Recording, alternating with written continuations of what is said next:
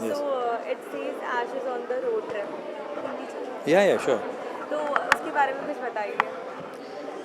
So basically, this is a story of a joint family, and we say that it's the last joint family of the city. And what happens to that family? So it's basically the patriarch of the family dies, and then he has this wish that his ashes to be immersed one of the rivers in Pandharpur, and some part of it to the ancestor house, and some part into the field, their ancestor field. So this family, the rest of the family takes his ashes to the trip this, and so these ashes are on the road trip. So the film about their interpersonal journey of that joint family. Marathi में इसको कारखानाची कारखानी सांचीवारी. हाँ Karkhanis is the surname. हाँ ये एक surname है कारखानीस. हाँ उनकी वारी यानी जो पिलग्रिमेज होता है पंढरपुर का हर साल में होता है, उसके ऊपर का ये है. ओके तो ये बहुत यूनिक स्टोरी है आपको क्या कहना है इसके बारे में अब यूनिक स्टोरी है कि मालूम नहीं है कि जो ऑडियंस देख के बताएंगे कि यूनिक है कि क्या है, क्योंकि बहुत सारे मराठी में बहुत सारे लोग उन लोगों ने वारी के ऊपर फिल्म बनाई है. लेकिन हमारी फिल्म कुछ अलग तरीके की बात करती है. हम फैमिली के बारे में बात कर रहे हैं कि फैमिली किस तरीके से एक जॉइंट फैमिली, जो एक फैमिली का जो हेड ऑफ द फैमिली है, जब उसकी डेथ के बाद उस फैमिली का क्या होता है, उसकी इंटरपर्सनल रिलेशनशिप कैसे उस सरफेस पे आते हैं. बहुत सारी चीज़ें होती हैं, फाइनेंशियल होते हैं मैटर, इंटरपर्सनल प्रॉब्लम्स होते हैं, वो किस तरीके से सरफेस पे आते हैं. तो film is all about that. Okay तो ये पिक्चर पहली बन चुकी थी उसके बाद में फिर लॉकडाउन हैपेंड एंड अभी finally it's going so how it's the feeling is feeling great actually, because हम लोगों ने जब उसका पूरा एडिट किया और हम लोग साउंड का काम कर रहे थे, तब पैंडमिक लग गया, लॉकडाउन हो गया.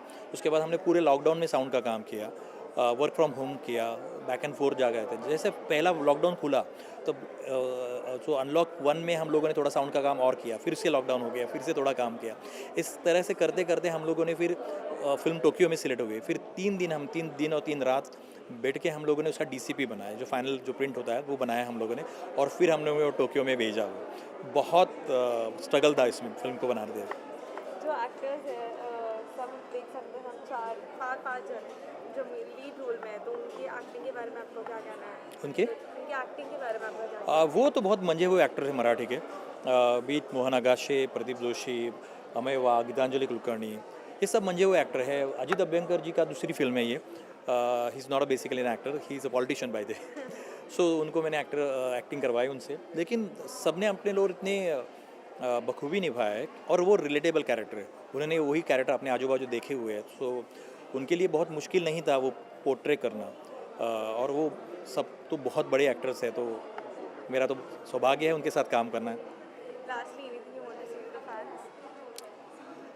मैं ऑडियंस को ये करूँगा, जब भी ये फिल्म OTT पे आए, सोनी लिव पे वो आ रही है, तो 10 दिसंबर को, तो हम एक्सपेक्ट कर रहे हैं कि ज़्यादा से ज़्यादा लोग देखें. हर भाषा, हर यानी इंडिया में जितनी सारी भाषा है, हर कोई ये फिल्म देख सकता है, क्योंकि वो ये यूनिवर्सल अपीलिंग स्टोरी है.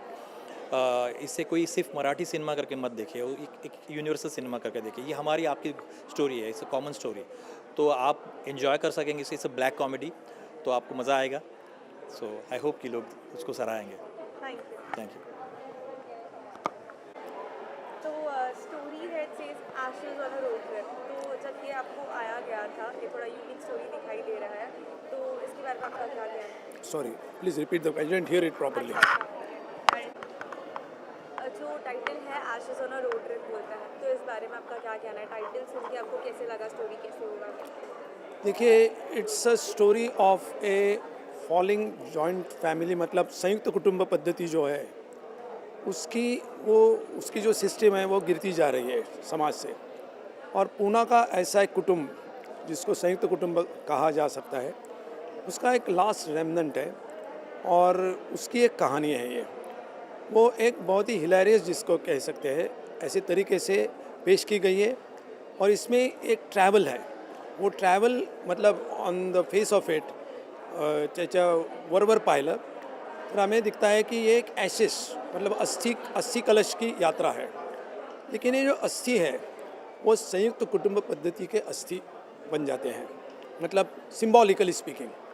वो तो एक आदमी के हैं, वो एक एल्डर ब्रदर है उसके हैं, और उस ट्रैवल में उस कुटुंब के, उस फैमिली के जो अंतर्गत तान तनाव जिसको हम बोलते हैं, मतलब tensions, relations, the falling values all get exposed, वो उभर के सामने आते हैं उस ट्रैवल के एक दिन के प्रवास में। मतलब उस एक दिन और पहला दिन, उसे 2 दिन में पूरी फैमिली की जो अंतर्गत वास्तवता है वो उभर के सामने आती है, और वो भी बहुत ही हिलेरियस तरीके से आपको अंतर्मुख करती है, अपने प्रेक्षकों को, दर्शकों को सोचने को मजबूर करती है। इसलिए ये कहानी बहुत ही रोचक होगी, ऐसा मेरा पूरा विश्वास है। आप कौन सा किरदार निभा रहे हैं इसके अंदर? जी, आप कौन सा किरदार निभा रहे हैं इस पिक्चर में? मैं इसमें अजीत नाम का एक कैरेक्टर है, वो एक जो संयुक्त कुटुंब है उसमें एक ब्रदर है, एक भाई है उसमें, वो अमेरिका में स्थित है और कुछ कारण की वजह से वो इंडिया में आया है, एंड ही फेसेस, उसको देखता है कि उसका बड़ा भाई चला गया है, और जो कुछ भी सामने आता है और उसको उसके साथ भी कुछ वहाँ हुआ है, और उस संबंध में इस फैमिली की क्या सोच है, क्या राय है, इसकी इस फैमिली के बारे में क्या राय है, क्या संबंध बचे हुए, वो सब इस फिल्म में देखा जा सकता है। साथ में ये 33 टोक्यो इंटरनेशनल फिल्म फेस्टिवल के लिए भी है, तो कैसा वो फीलिंग है? देखिए, इस फिल्म के जब पैंडेमिक था तो इंडिया में रिलीज़ नहीं हो सकती थी फिल्म, फिर भी इंटरनेशनल तौर पर बहुत सारे फिल्म फेस्टिवल्स में ये दिखाई गई। जैसे टोक्यो इंटरनेशनल फिल्म फेस्टिवल, वहाँ तो उसका प्रीमियर हुआ, उसके बाद में शंघाई में, इंडियन लंदन फिल्म फेस्टिवल में हुई, फिर साउथ एशियन फिल्म फेस्टिवल में भी, बहुत सारी जगह में ये फिल्म दिखाई गई, इंडियन पैनोरमा में दिखाई गई। और ये कोई ऐसे नहीं हुआ है, it is because of the merit and the quality of the film, और इससे बहुत ही अभिमान लग रहा है कि भारत में नहीं, क्योंकि बिकॉज ऑफ पैंडेमिक, क्योंकि इंटरनेशनल फिल्म फेस्टिवल में इसका प्रीमियर हो गया, इसे बहुत समाधान है। इस पिक्चर से जुड़ने के बाद मतलब आपको कैसा लग रहा है?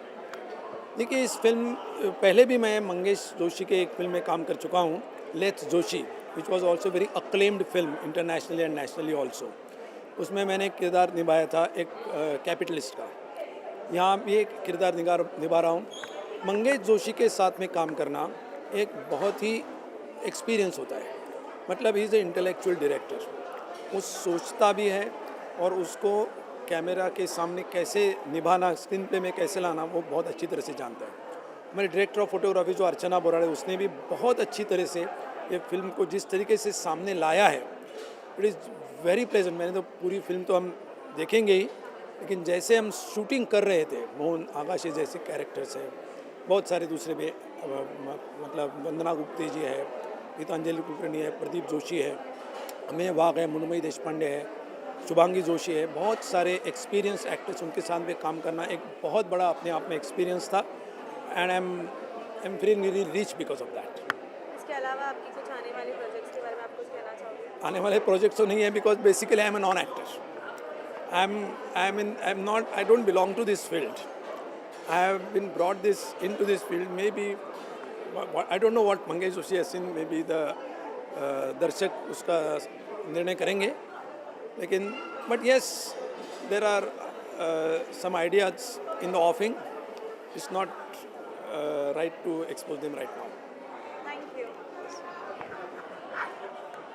We'll talk. I'll just be listening. अच्छा, by the way, I am Monica. Yeah. So, first of all, कारखानिसांची वारी, या तो इस बारे में आपका क्या कहना है? बेसिकली ये जो टाइटल है वो एक फैमिली का सरनेम है, कारखानिस, और वो एक पिलग्रिमेज के लिए निकलते हैं, या वारी जो है वो बहुत ही ऑस्पिशियस एक ये माना जाता है महाराष्ट्रियंस के लिए, विठ्ठलाची wari, you go to Pandharpur for wari. तो वो ये फैमिली एक अलग वारी पे निकलते हैं और उनकी कहानी है। तो स्टोरी ऐसे होती है कि ये जॉइंट फैमिली है जिसमें Geetanjali is one of the sisters and there are 4 brothers, और जो एल्डेस्ट ब्रदर है पुरुषोत्तम, उनकी डेथ हो जाती है। तो उनकी जो लास्ट विश है वो फुलफिल करने के लिए rest of the family goes to Pandharpur. तो जो जर्नी में इंटरपर्सनल कॉन्फ्लिक्ट्स है, क्या क्या एडवेंचर्स होते हैं ना, उसकी कहानी है कारखानिसांची Wari. Okay, so which character you are playing? ये जो जैसे अर्चना जी ने बताया, वो एक फैमिली की कहानी है जिसमें जो बड़े भाई होते हैं वो गुजर जाते हैं, और उनके जो बाकी के जो सिबलिंग्स हैं उसमें से मैं एक हूँ। Geetanjali plays this fabulous character called Sadhana Karkhanis. Yeah, और वो उनके बारे में बताएंगे। my character's name is Sadhana Karkhanis and हम लोग ये जो जर्नी पे जाते हैं तो हम ये 4 भाई बहन हैं जिनमें क्या क्या होता है और उनका एक भतीजा भी है, भांजा भी है, उसके साथ क्या क्या होता है, उस फैमिली के साथ क्या क्या होता है, ये अनफोल्ड होते जाता है जैसे जैसे वो जर्नी आगे आगे बढ़ती है। तो साधना कारखानीस का जो कैरेक्टर है वो बहुत हेड स्ट्रॉन्ग है। She is a very independent woman. She works in the court as as an assistant and उनकी एक क्राइसिस उसी दिन अनफोल्ड हो रही है। तो वो क्राइसिस मैनेज करते करते इस जर्नी पे उनके साथ क्या क्या एडवेंचर्स होते हैं उसकी कहानी है और उनका किरदार बहुत ही दिलचस्प है। You have to see the film to believe it. It's an extraordinary performance. बहुत अर्चना और मंगेश ने जो कहानी बताई है और ये जो मुझे उन्होंने किरदार दिया है उसके लिए मैं बहुत ही उनकी क्या कहते हैं थैंक्स टू देम, क्योंकि इस तरह से वुमेन कैरेक्टर्स पोर्ट्रे करना बहुत ज़रूरी है हमारे फिल्मों के लिए, क्योंकि वो एक अलग पर्सपेक्टिव भी देंगे और एट द सेम टाइम अलग अलग जो जिस तरह से हम स्टीरियोटिपिकल कैरेक्टर्स ही ज़्यादातर आ जाते हैं, जेनेरिक रिप्रेजेंटेशन आ जाता है, वैसा नहीं है, बहुत स्पेसिफिक है, बहुत लेयर्ड है कैरेक्टर्स, हर एक कैरेक्टर, ना कि सिर्फ मेरा character, whole story is very layered. उससे बहुत अच्छा लगता है as an artist when you are part of such a good film. और हमारी सबसे बड़ी खुशनसीबी ये है कि हमारे पास गीतांजलि कुलकर्णी, मोहन नगाशे, अमय वाघ, मृण्मयी देशपांडे, वंदना गुप्ते, शुभांगी गोखले, प्रदीप जोशी, प्रदीप भयंकर, अजित अभ्यंकर जैसे कलाकार हमको मिले। हमारी कहानी को उन्होंने जान दी। उनकी वजह से, उनकी परफॉर्मेंस की वजह से कारखानीसांची वारी इंटरनेशनल फेस्टिवल्स में बहुत घूमी, बहुत उसको अपलॉज मिला, बहुत हमें कॉम्प्लीमेंट्स मिले। वी गॉट एक्सीलेंट रिव्यूज़ और अभी we are looking forward to another digital journey of our own with this film and let's see how the audiences react to us. So इसके अलावा कोई any upcoming projects? I think it's basically this is for Karkhanisanchi Wari, तो हम उसी के बारे में बात हाँ। करेंगे। And I am feeling so happy कि मंगेश और अर्चना ने जो एफर्ट लिया उसको एवीपी ने सपोर्ट किया है। वो इस कोविड सिचुएशन में, पैंडमिक सिचुएशन में अलग अलग फेस्टिवल्स में गई ये फिल्म, अक्लॉर्ड्स मिले फेस्टिवल्स में और हर जगह। तो मुझे इस बात की बहुत खुशी हो रही है कि अब ये लोगों तक पहुँचेगी फिल्म और बहुत अच्छा लग रहा है कि जो बिकॉज इंडिपेंडेंट सिनेमा के लिए ऐसा कोलैबोरेशन ज़रूरी होता है, ऐसा प्लेटफॉर्म ज़रूरी होता है जिसके माध्यम से वो लोगों तक पहुँचे। Thank you so much. Thank you. Thank you so much.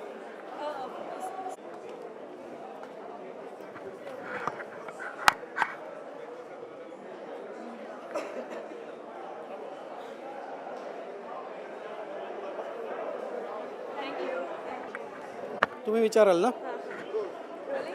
सो हे कारखानाचे कारखानीसांची वारी। हां, त्याबद्दल काहीतरी सांगा। नहीं, इसमें कहने के लिए ये है कि इसका जो सब्जेक्ट है, विषय है ना, वो पूरी तरह से अलग है। कोई कल्पना भी नहीं कर सकता। मतलब मेनस्ट्रीम फिल्मों की अगर बात करें तो वो भी, या अगर आर्ट फिल्मों की या समांतर फिल्मों की बात करें, इस पर ऐसा विषय नहीं आया है। क्योंकि क्या है, ये एक जॉइंट फैमिली है और हमारे सबसे जो बड़े भाई है उनका देहांत हो चुका है और उनकी आखिरी जो इच्छा है कि मेरी अस्थियाँ पंढरपुर, जो एक तीर्थ क्षेत्र है महाराष्ट्र में, वहाँ पे उनका विसर्जन किया जाए। तो वो पूरा करने के लिए हम सारे भाई बहनें बहुत साल के बाद इकट्ठा हो गए हैं और हम वो अस्थियाँ लेकर पुणे से निकले हैं, पंढरपुर जाएंगे और वापस आएंगे। तो बहुत साल के बाद इकट्ठा होने के बाद हम में क्या क्या इंटरेक्शंस होती है, क्या होता है, पीछे क्या हुआ था, फिर हमारी अपेक्षाएं क्या थी, हमारे बड़े भाई के बारे में भी अपेक्षाएं क्या थी, इस सब से ये स्टोरी तैयार होती जाती है। और मेरा भतीजा हमारे साथ है जो है, और सिर्फ इसलिए कि वो हमारे जैसा एजुकेटेड नहीं है तो हम उसको थोड़ा सा नीचा दिखा रहे हैं, लेकिन वही हमारी गाड़ी चला रहा है, तो वो भी एक उपकथानक उसमें आता है। तो इस तरह से ये स्टोरी आगे चलती है। टाइटल ऐसा क्यों है? हाँ, देखिए, आपको पता होगा महाराष्ट्र में जो है हर साल यात्रा होती है पंढरपुर की, जिसको मराठी में वारी कहते हैं, पंढरपुरची वारी। तो ये जो हमारी यात्रा है पंढरपुर को जा रही है बहुत अलग मकसद से कि हमें वहाँ पे तीर्थ स्थान पे अस्थियाँ विसर्जित करनी। इसके लिए ये कारखानीस जो उपनाम है, सरनेम है, वो हम सब भाई और बहनें हैं, तो इसके लिए हम निकले हैं, इसलिए उसका नाम कारखानीसांची वारी ऐसा रखा गया। अच्छा, आप कौन सा कैरेक्टर प्ले कर रहे हो इस पिक्चर में? मैं इसमें प्रदीप नाम का कैरेक्टर प्ले कर रहा हूँ। मुझसे बड़े भाई है डॉक्टर मोहन आगाशे, उनके पीछे वाला जो भाई है वो मैं हूँ और अजित अभ्यंकर मुझसे छोटा भाई है इसमें। तो मैं थोड़ा सा भावुक किस्म का हूँ, शांत किस्म का हूँ। बीच बीच में मुझे स्मृति भ्रंश का भी थोड़ा सा अटैक आता है, थोड़ी सी तकलीफ होती है। तो क्या क्या होता है, ये जो सभी गुणधर्म लेकर हम आए हैं, तो हमारे बीच क्या क्या होता है, ये सब देखना ही रोचक रहेगा। साथ ही ये लॉकडाउन के टाइम पे 33 टोक्यो इंटरनेशनल फिल्म फेस्टिवल में भी प्रीमियम किया गया है, तो हाँ हाँ, और वो क्या हुआ कि संयोग से मेरा एक भांजा है, वो टोक्यो में ही रहता था। तो उसने तो वो देखी फिल्म, लेकिन वहाँ से थोड़ा सा शूट करके लोगों के रिमार्क्स भी भेजे थे। वो लोगों को वहाँ पे बेहद पसंद आई थी और वो एक चर्चा का विषय बन गया था। और इसका अनुभव हमने भी लिया, क्योंकि पिछले साल गोवा में इंटरनेशनल फिल्म फेस्टिवल ईफी में फिल्म का जो है वो पर्दे पर हम दिखाई गई थी, तो हमें स्टैंडिंग ओवेशन मिला था और हम टॉक ऑफ द टाउन थे वहाँ पे। बाद में जो 2-3 दिन महोत्सव के थे, तो बहुत सारी चर्चा हमारे सिनेमा के वहाँ हो रही थी और हमारे लिए बहुत एक उत्साहजनक अनुभव था। अभी इसके अलावा आज कैसा लग रहा है फाइनली आज इसका प्रीमियर? बहुत हम आज एक रिलीफ महसूस कर रहे हैं, क्योंकि कोरोना के कारण आपको पता है कि सभी विषय के सभी काम लोगों के ठप हो गए थे। तो ये 1 साल पहले ही रिलीज़ होनी चाहिए थी, लेकिन 2 बार लगा हुआ लॉकडाउन और सब थिएटर बंद थे, इसलिए हमारा खर्चा भी बढ़ता जा रहा था। लेकिन ये सभी हर्डल्स पार करके हम आज आखिर यहाँ पर पहुँचे हैं और जल्दी लोगों को हमारी मूवी देखने को मिलेगी। इसका बहुत बड़ा हमें आनंद है, खुशी है। इसके अलावा आप कोई अपकमिंग प्रोजेक्ट पे काम कर रहे हैं या कुछ आने वाला है, कुछ बताना चाहोगे? देखिए, फरवरी में मेरी एक फ़िल्म रिलीज़ होगी।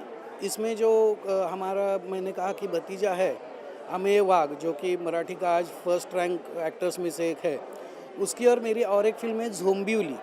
वो पहली मराठी ज़ोंबी फिल्म है, वो मेरी फरवरी में आ रही है। Thank you. धन्यवाद। रोलिंग। रोनी, तो कारखानाची वारी, इसके बारे में आपका क्या कहना है? ये अच्छी टाइटल फिल्म है, ऐसा क्यों है? देखनी चाहिए। इंटरव्यू नहीं करना चाहिए, फिल्म देखनी चाहिए। टाइटल ऐसा क्यों है? वो खाने की चीज़ है तो खानी चाहिए ना, हाँ, उसके बारे में बात क्या करेंगे। जो देखने की चीज़ है, सुनने की चीज़ है, वो देखनी चाहिए, सुननी चाहिए, और फिर बोलेंगे अच्छी है कि नहीं है। हम तो आए हैं, ऐसा नहीं है हम जो करते हैं सब अच्छा ही होता है, लेकिन ये बहुत अच्छी फिल्म है। अच्छा। आप और the thing is, it's not because of one person. It's like an ensemble performance. And from writer, director to actors, editor, everybody has contributed something or the other. तो इन सारे लोगों की वजह से ये फिल्म अच्छी बनी है। अच्छी बननी मतलब क्या है? इसका मतलब यह है, जैसे आप देखने लगते हैं और देखते जाते हैं, तब आपको लगता है आगे क्या होगा, आगे क्या, और पूरा सफ़र होने के बाद ज़िंदगी का पहलू नज़र आता है, जो शायद हर एक इंसान महसूस करता है, अलग अलग तरह से करता होगा, लेकिन जो बताया गया है वो तो ऐसा ही है कुछ, आप कौन सा किरदार निभा रहे कि जब हम एक ऐसे कुटुंब में रहते हैं ना, not like single these days, so कैसे लाइफ होता है, कैसे एकोमोडेशन। क्या पूछा आपने? मैंने पूछा कि आप कौन सा किरदार निभा रहे हैं इस पिक्चर में? आपको मालूम है इस किरदार ये क्या है फिल्म? ये फिल्म ऐसी है कि ये एक जॉइंट फैमिली में सबसे बड़े भाई जो है वो गुजर गया, और उन्होंने ये कह के रखा है कि उनकी अस्थियाँ जो हैं वो सारे भाइयों बहन और उनका बेटा सब मिलके अपने पुराने घर में खेती में डालें, फिर पंढरपुर में जाए, और ये सब करने के बाद एक लिफाफा उन्होंने छोड़ा है, उनकी इच्छा है कि ये लिफाफा वो खोले। तो that's the driving force for this road show. तो जैसी फिल्म शुरू होती वहाँ से निकलती है तो ये क्या बोलते हैं, प्रवासी बोलते हैं कि हिंदी में हाँ, सफ़र। सफ़र, हाँ, जिंदगी का सफ़र अलग, लेकिन ये पूना से पंढरपुर तक का जो सफ़र है ये महाराष्ट्र में फेमस है वारी के लिए। वारी पैदल लोग जाते हैं पंढरपुर, और ये है कि ज़िंदगी के बारे में कुछ जाने। ये फिल्म देखते देखते आप जानते हैं ज़िंदगी के बारे में। साथ में लॉकडाउन के वक्त ये 33rd को टोक्यो इंटरनेशनल फिल्म फेस्टिवल में भी प्रीमियर हुआ था, तो कैसा है वो फीलिंग, कैसा लग रहा है? फाइनली लॉकडाउन के बाद तब नहीं हुआ, बट इधर प्रीमियम होने के बाद आज इसका इधर होने वाला है, तो OTT पे भी आने वाला है ये पिक्चर, लोगों को अभी देखने के लिए मिलेगा OTT। तो आप ऐसा सवाल पूछते हैं जैसे ऐसी चीज़ का आपको अनुभव ही नहीं है। हाँ, आपको क्या लगता है कैसा लगेगा? अच्छा लगेगा ना, आएगा, क्योंकि ये पैंडेमिक में एक तरह का बोले कि कल क्या होगा पता नहीं, परसों क्या होगा, फिल्म रिलीज़ हो जाएगा, फिर लॉकडाउन होगा तो क्या होगा, इसलिए OTT पे ही है वो अच्छा है, जहाँ भी हो वहाँ देख सकते हैं। बढ़िया। इसके अलावा, इस पिक्चर के अलावा आप किधर और कोई प्रोजेक्ट पे काम कर रहे हो या आपका कोई प्रोजेक्ट आने वाला है, ऐसा बताना चाहोगे? हाँ, चला हमारी और एक फिल्म तो मेरी आ गई, तूफान, हिंदी वाली, राकेश ओम प्रकाश मेहरा की, वो भी OTT पे ही है।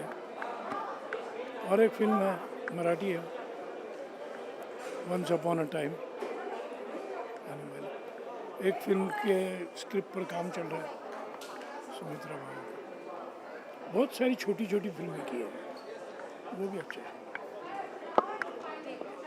Thank you.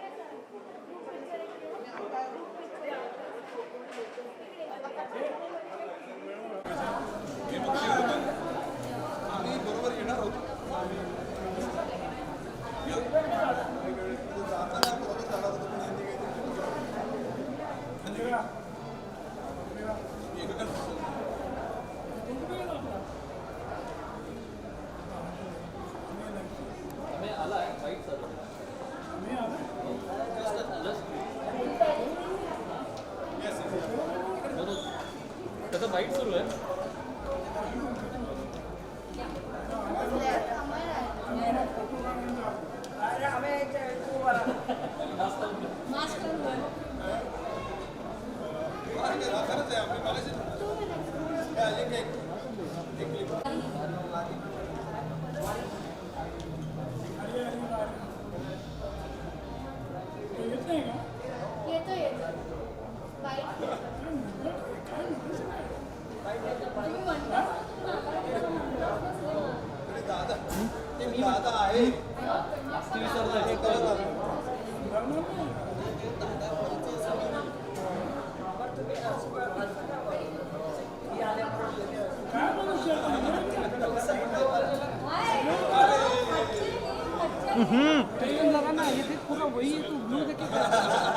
त्याला सगळ्या ज्येष्ठ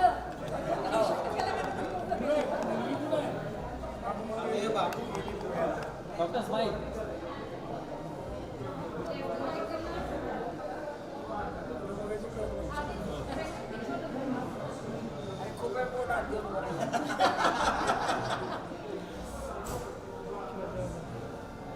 एक डिरेक्टरना पण घ्या सर.